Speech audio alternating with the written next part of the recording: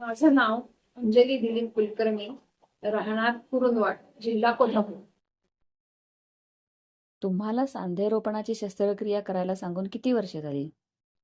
सांगलीतले orthopaedic surgeon doctor GS Kulkarni यांनी सुमारे 3 ते 4 वर्षापूर्वीच मला सांगितलं होतं की ही गुडघेदुखी थांबवायची असेल तर आता सांधे रोपणाची शस्त्रक्रिया करण्याशिवाय दुसरा पर्याय नाही.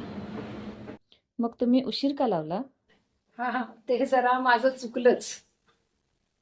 गुगल गुरु, व्हॉट्सॲप विद्यापीठ, यूट्यूब यांच्यावर मिळणारे हे तेल लावा, तो लेप लावा, अमुक खा, तमुक काढे प्या, या कंपनीच्या नी कॅप्स वापरा आणि गुडघे दुखीपासून 100% रिलीफ मिळवा, अशा जाहिरातींचा भडीमार आणि त्याचबरोबर एखाद्याच व्यक्तीला झालेला फिजिओथेरपी करतानाचा त्रास ऐकून ही शस्त्रक्रिया टाळायची असं मी मनोमन ठरवलेलं होतं. पण व्यर्थ, कशाचा उपयोग झाला नाही आणि शेवटी ही सांधे रोपणाची शस्त्रक्रिया करून घ्यायला मी शब्दशः एका पायावर तयार झाले. ऑपरेशन करण्यापूर्वी मनात काही शंका होत्या का? हो, होत्या तर. ऑपरेशनची वेदना सहन होईल का? अंथरुणावर किती दिवस झोपून राहावं लागेल? फिजिओथेरपी करताना त्रास होईल का? चालता येईल ना नीट? पायऱ्या चढणं शक्य होईल का? हे आणि यासारखे अनेक प्रश्न मनामध्ये होते. थोडी भीतीही होती. पण श्रद्धा हॉस्पिटल कडून मिळालेली प्रश्न मंजुषा वाचून ही शंका, ही भीती थोडी कमी झालेली होती. ऑपरेशन झाल्यावरचा तुमचा अनुभव काय होता? कधी चालायला सांगितले?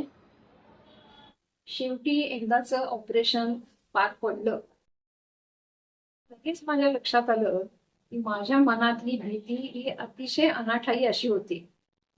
आदल्या दिवशी संध्याकाळी माझं ऑपरेशन झालं आणि दुसरे दिवशी सकाळी म्हणजे 24 तासाच्या आतच मी वॉकर घेऊन जरुरीपुरतं चालायला लागले.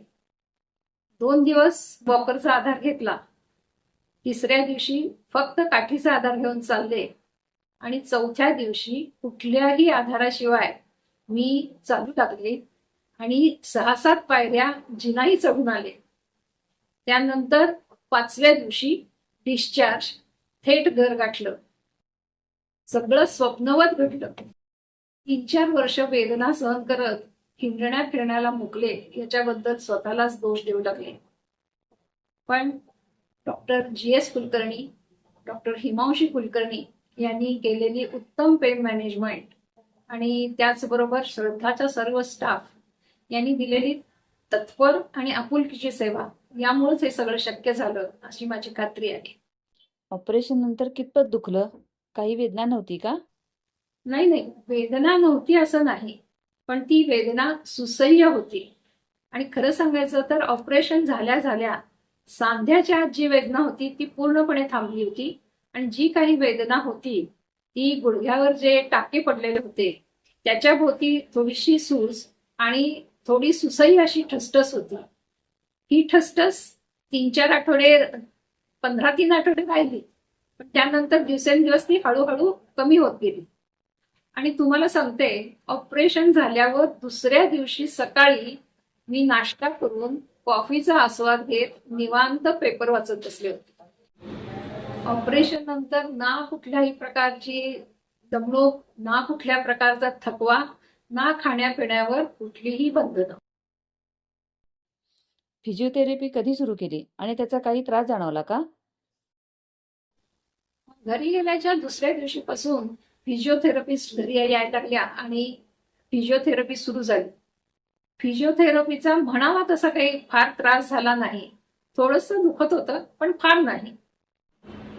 उलट फिजिओथेरपी केल्यानंतर गुडघ्याभोवतीची जी आखडलेपणा होता तो हलका व्हायचा आणि उलट बरं वाटायचं. अर्थात याचं श्रेय सुद्धा या फिजिओथेरपिस्ट रुचिका धवराळ यांनाच मी देते. घरी आल्यावर तुमचे रुटीन कसे होते? झोपून वगैरे राहावे लागले काय? नाही, छे, अजिबात नाही. घरी आल्यानंतर माझं रुटीन म्हणजे माझी स्वतःची कामं मी कोणाच्या मदतीशिवाय आपली करू लागले. 2-4 दिवसातच चहा, कॉफी, नाश्ता करणे, कुकर लावणे अशी छोटी छोटी कामंही करू लागले. स्ट्रेस हळूहळू कमी होत होती. 15 दिवसांनी मी गावातल्याच काही नातेवाईकांच्याकडं घरगुती समारंभालाही उपस्थित राहिले आणि त्यानंतर 3 आठवडे झाल्यावर माझ्या गावी जाऊन मतदानाचं पवित्र कर्तव्यही बजावून परत आले. आणि महिन्याच्या आत टेरेसवर मी 5-10 मिनिटं फेऱ्या पण मारू लागले. तुमचे वय किती आणि या ऑपरेशनला वयाची मर्यादा काही असू शकते काय?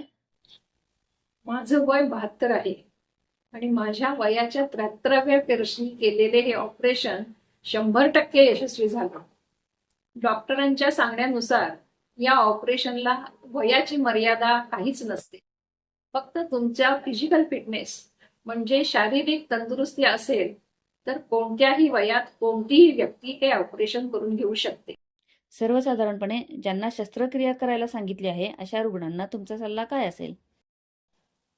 तुम्हाला जर डॉक्टरांनी शस्त्रक्रिया करायला सांगितली असेल तर कुठल्याही बाह्योपचाराच्या मागे न लागता ताबडतोब शस्त्रक्रिया करून घ्या.